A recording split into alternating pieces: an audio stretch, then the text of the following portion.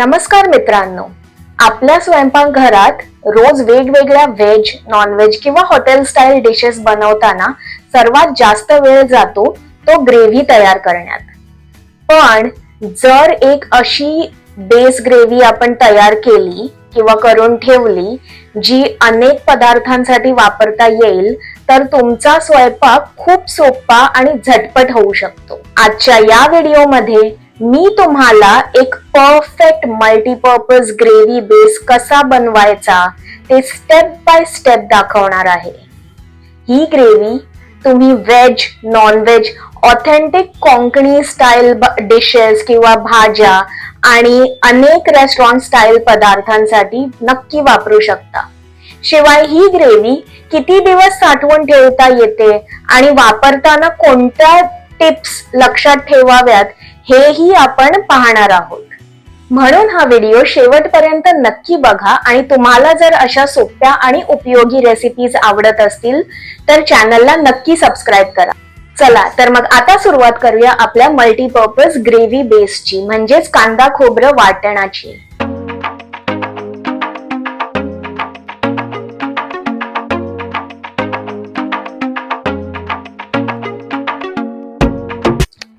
कांदा खोबऱ्याचे वाटण बनवण्यासाठी आपण घेणार आहोत 6 कांदे. 6 कांदे जे आपल्याला आता उभे चिरून घ्यायचे आहे, तर ही त्याचीच तयारी सुरू आहे. तुम्ही पाहू शकता हिरव्या भांड्यामध्ये आपण कांदे घेतलेले आहेत आणि बाजूला चॉपिंग बोर्ड आहे. तर आता हे कांदे आपण चिरून घेणार आहोत. आता हे जे आपण 6 कांदे घेतलेले आहेत त्याची आपण सगळ्याची सालं काढून घेऊया आणि जो वरचा आणि खालचा पार्ट असतो तो काढून घेऊया. त्यामुळे एकदा हे काम झालं ना की मग आपण इझिली सगळे कांदे उभे चिरून घेऊ शकतो. तर चला आता हे काम आधी कंप्लीट करूया.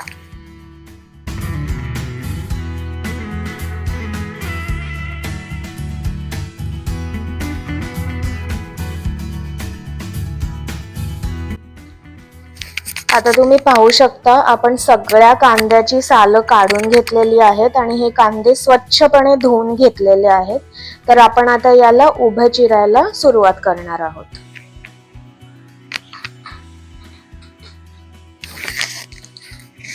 कांदा आता आपण मधून चिरून घेतलाय आणि त्याचा ते जे खालचा पार्ट असतो तो नीटपणे काढून घेऊन आपण त्या कांद्याला आता उभं चिरून घेणार आहोत.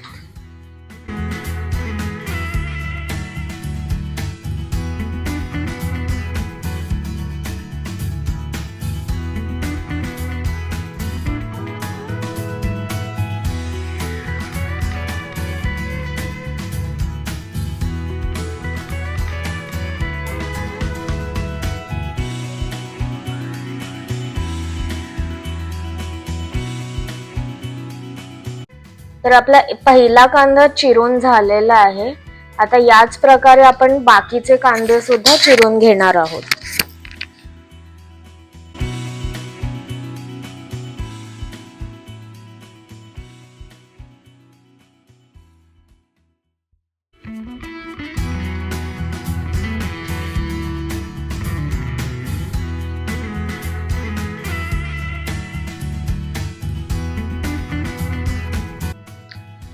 आता तुम्ही पाहू शकता आपले सगळे 6 कांदे छानपैकी उभे चिरले गेलेले आहेत. इथे मी ते या कढईमध्ये ठेवलेत. आता आपले जे कांदे चिरून घेतलेले आहेत त्याचं आपण वाटण कसं करणार आहोत ते मी तुम्हाला आता पुढच्या स्टेप्स ज्या आहेत त्या दाखवायला आता सुरुवात करेन. तर चला आता आपण आपल्या नेक्स्ट स्टेप्स करूया. चिरलेला कांदा आपण आता कढईमध्ये ठेवला आहे. आता आपण गॅस ऑन करणार आहोत.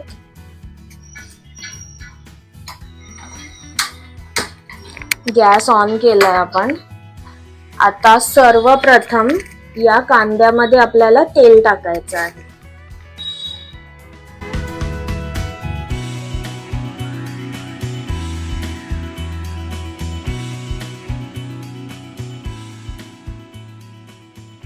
तर या ठिकाणी आपण अगदी कमी तेल वापरत आहोत. एवढा कांदा असला तरी तुम्ही पाहू शकता.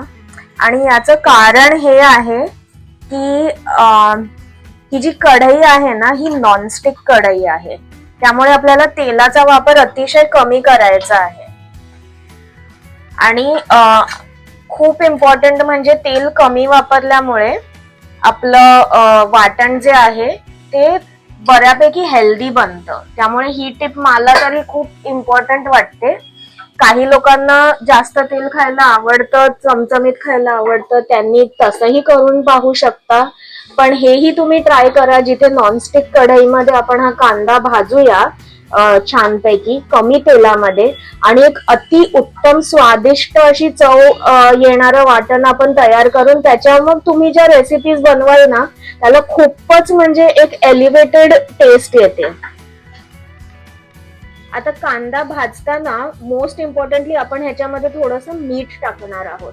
तर मीठ टाकण्याचं कारण काय आहे की त्या कांद्याला पटापट पाणी सुटून तो कांदा लवकर शिजावा, म्हणजे लवकर फ्राय व्हावा, हे त्याच्या मागचं रिझन असतं.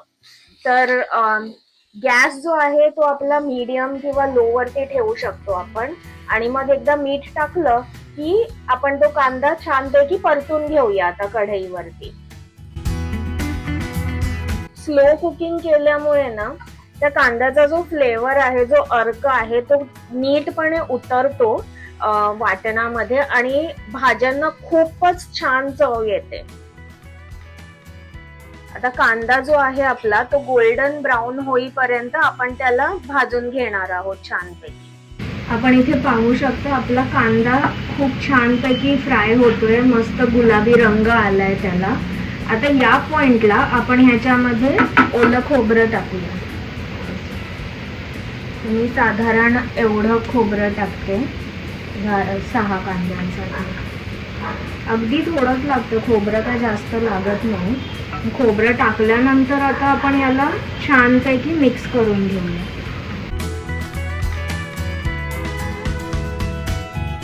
आपण आता जे ओलं खोबरं टाकलंय त्याला आपण छानपैकी भाजून घेऊया.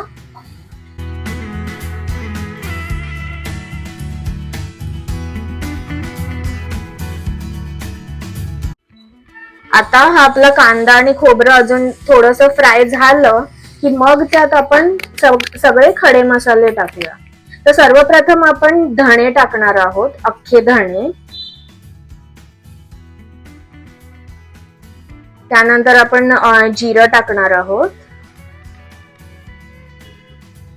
त्यामध्ये आपण हिरवी वेलची टाकणार आहोत. इथे मी 2 वेलचीचे नग घेतलेले आहेत. वेलची नंतर आपण त्याच्यामध्ये जावित्री टाकणार आहोत, अगदी थोडीशी, आणि त्यानंतर थोडेशी दालचिनीचे तुकडे. दालचिनी झाल्यानंतर मसाला वेलची टाकूया 1, थोडीशी लवंग, शाही जिरा, आणि त्यानंतर मग तीळ आणि खसखस टाकूया ह्याच्यामध्ये. पण तीळ आणि खसखस टाकण्यापूर्वी जरा हे आपण मिक्स करून घेऊया, आणि ते झाल्यानंतर मग आपण तीळ आणि खसखस टाकूया. चला आता तीळ आणि खसखस टाकून घेऊया या पॉइंटला, आणि परत ते वाटण जे आहे ना ते मिक्स करूया.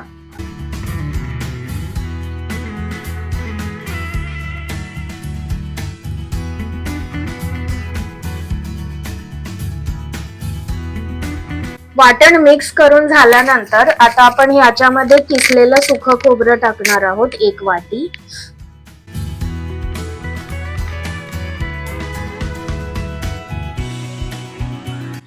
आणि आता परत सगळं मिक्स करूया. सगळे आपले मसाले, कांदा, ओलं खोबरं, सुकं खोबरं हे छानपैकी इव्हनली मिक्स झालं पाहिजे. आणि हळूहळू त्याला आपण भाजत ठेवलेलंच आहे, त्यामुळे कसं आपला फ्लेवर पण खूप छान, त्याचा अर्क उतरतो आणि एनहान्स होतो. आता आपण हे सगळं मिश्रण जे आहे कांदा, खोबऱ्याचं आणि मसाल्यांचं, हे मंद आगीवर साधारण 10 मिनिटं भाजून घेऊया. हे पहा, आपलं खरपूस छान कांदा खोबऱ्याचं वाटण आता भाजून झालेलं आहे.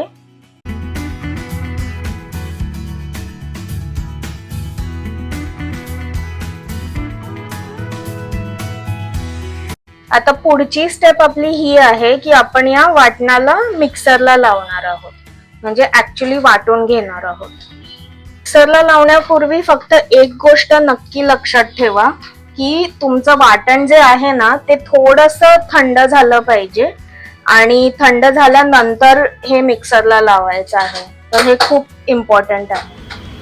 आता आपण हे जे कांदा खोबऱ्याचं वाटण आहे त्याला मिक्सरला लावून घेणार आहोत. ते थंड झालंय, सो आता मिक्सरमध्ये टाकूया.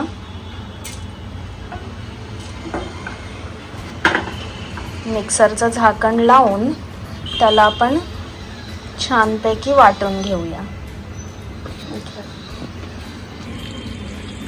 पाणी टाकून घेऊया ज्यामुळे ते एकदम स्मूथ बनेल वाटण. आणि आता झाकण लावून त्याला वाटून घेऊया.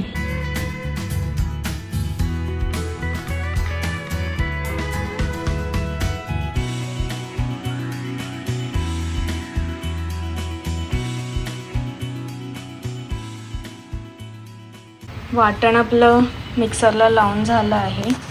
खूप चांगली अशी फाईन पेस्ट झाली आहे आणि खूपच सुंदर सुगंध येतोय. तर आपण आता याला एका बाउलमध्ये काढून घेऊया. तर अशा प्रकारे आपलं कांदा खोबऱ्याचं वाटण तयार झालेलं आहे. एक फाईन पेस्ट बनवली आहे आपण. 6 कांद्यांचं वाटण बनवलं आहे ज्याच्यामध्ये हा एवढा मोठा एक बाउल आपला बनला आहे. या वाटणात बऱ्याच रेसिपीज बनतात. पुढे मी तुमच्याबरोबर नक्कीच शेअर करत राहीन वाटणाच्या रेसिपीज. आणि किती आयटम्स बघतात हे तर तुम्ही पाहतच राहाल. इतके आयटम्स बनू शकतात, म्हणजे एक वाटण आणि 50-60 रेसिपीज बनू शकतात. इतकं हे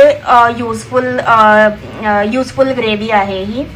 खूपच छान लागते आणि तुम्हीही नक्की ट्राय करून पहा.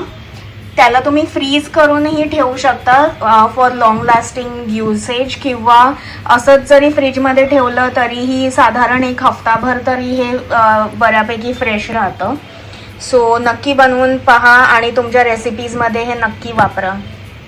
आणि जर तुम्हाला माझा ब्लॉग आवडला असेल, ही रेसिपी आवडली असेल तर नक्की माझ्या चॅनलला सबस्क्राईब करा.